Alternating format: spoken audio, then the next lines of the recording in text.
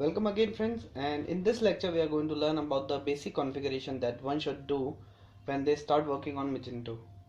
Now first of all I would suggest you to go to the system, and here you go to the user roles and create a specific role for you. I'll be creating a manager role, and it will ask me for my current password to create a role and what permission I want to give this user. I'll give them all permissions, so I'll just say this role. Well, this is not a Magento standard, but is a standard for AWS community and other communities as well, where you keep your root account separate. So this is my administrator account, which I'll keep separate. Although both the accounts have same privileges, but for manager we can reduce the privileges in a manner that I just don't allow it to create new users, just to ensure that my Magento is completely secure. So we can allow or reduce certain permissions. The thing which we should restrict is to either create new users or give them the full access, or the access to your Magento's partner place or marketplace, so that things are under your control only. Now once you create the user role, you have to create a user for your manager, and from here you can create a new user. I'll create one user for myself, but well, for now let's skip that because it's on my demo only. So I'll be using this user, and it will have all the permission that my manager user have, but the role is administrator. So that's the first thing that you should do, and keep your root account separate and give whomever you want to give the access for the manager account only, and after that they can create the further accounts in case needed. Now next step is to go store and configurations. Well, first of all I'll give you a basic idea that you should definitely set your store's country, and for now I'll set it India, and allowed countries from which you are willing to accept orders. So I'll just set India. It's a multi-select. You can click on control option and then you can multi-select them here, but I'll only select India. And well, let's ignore this, and top destination, so that is. And then we have state. This is not required now because we have changed the country. Our time zone is set from our setup screen.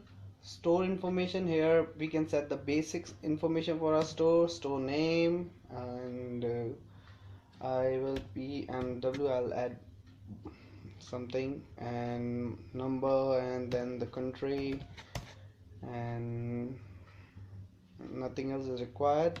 And single store mode, I'll set it to yes, because I'm expecting that there won't be any store views, or there won't be much languages where customer can switch from. So I'll enable the single store mode. It will give me performance optimization. So that was the first thing that I do. In case your store is finally going to have multiple languages in future, or there is a slight possibility of that, you can even enable the single store mode for now and then disable it whenever you want. So in initial it will give you a decent performance optimization, because overall layout XML file in Magentos are combined together, and a complete tree of XML is built when websites frontends are loaded. So if you enable this mode, that tree is short and it loads fast. Now we will go to the web, and here we have the URL options. I won't touch it. Search engine optimization, all seems okay. This is the other thing that you should consider checking: default cookie settings.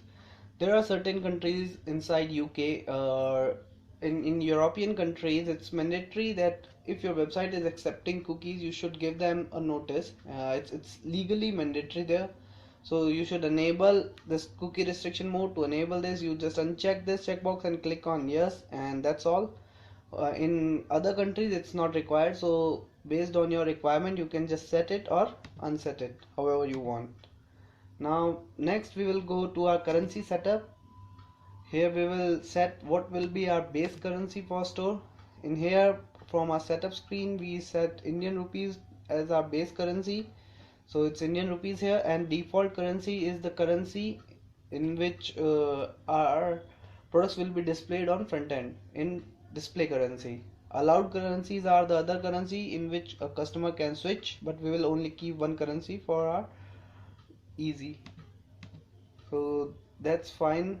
Now again we'll go to store email address and we'll key in couple of email addresses that belongs to us, and that's all.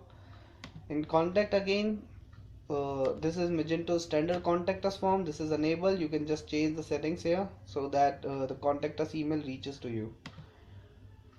Now in report screen, it's your dashboard from the report, so you can set your date or you can use systems value. I don't change it for my personal settings, but in UK people usually wants to change that, so if you need you can change it, otherwise it's okay, it should be fine for you.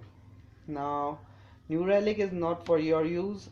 Again, let's go to catalog, and inside catalog we will be going to enable something where we have flat catalog or something. uh, Give me a second, let me expand them all.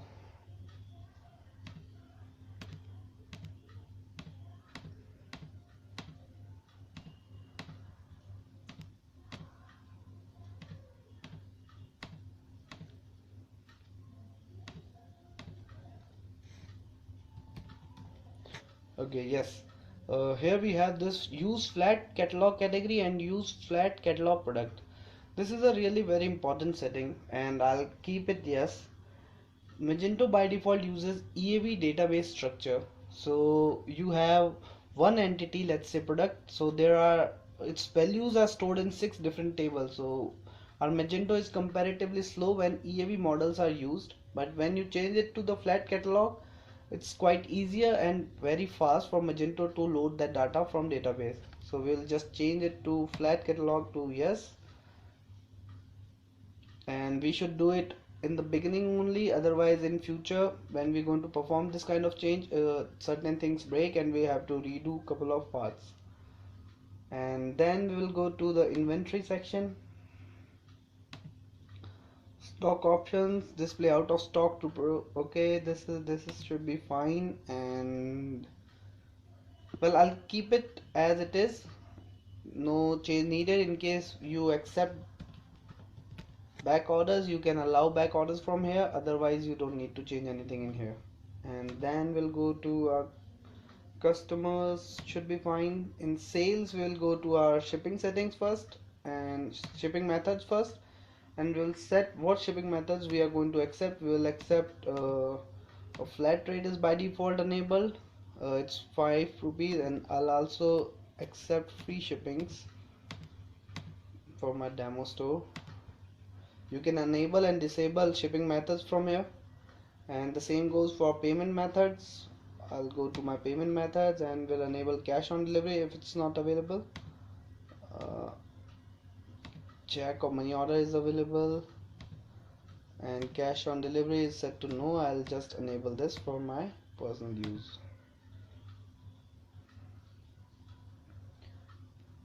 Also in your sales section you can change your sales related emails and the PDF prints out related settings, but we won't consider this in this lecture. And now go to this advanced section. First of all, in the admin,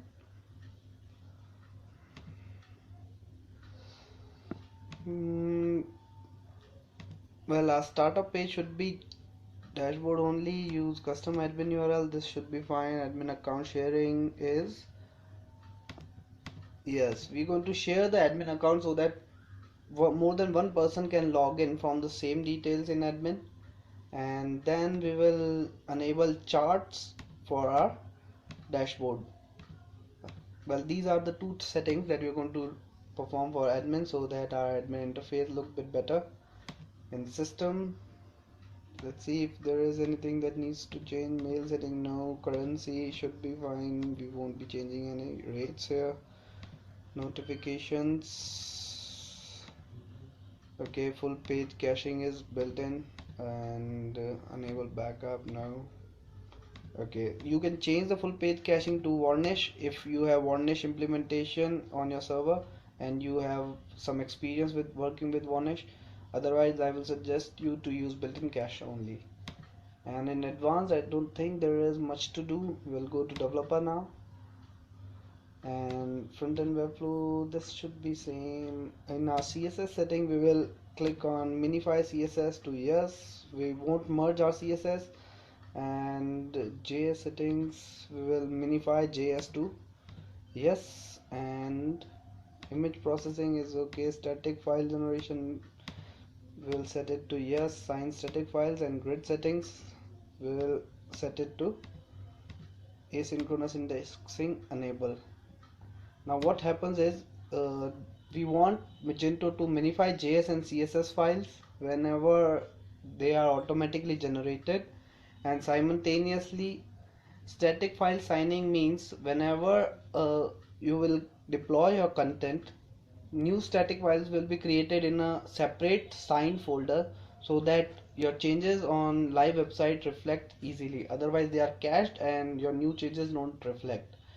Grid settings, setting it asynchronous means that your grids are not automatically loaded. For example, when you're going to place an order in Magento, it is stored in sales underscore orders table, but the admin grid is loaded from sales underscore order underscore grid table. So when you place the order, entry happens in sales underscore order table, and from indexes the entry goes to sales underscore order underscore grid. Now if we set it to asynchronous, that entry goes after some time using crons only. So this way your Magento don't stucks on the place order functioning to insert into two tables at that particular moment. It inserts only one table, and then from cron jobs further entries are done, and this gives enhancement to Magento for adopting asynchronous indexing. After that, we will again go to our dashboard just to see if our changes are reflected or not. We enable no data right now, but we enabled our chart from here, and all other things seems fine. And well, that's all. We'll go to cache management and we will flush our cache. Well, this was all for this lecture, and in next lecture we will be understanding the folder structure of Magento. We will see both Magento 2.1.x and 2.2.x Magento and what's the difference between them.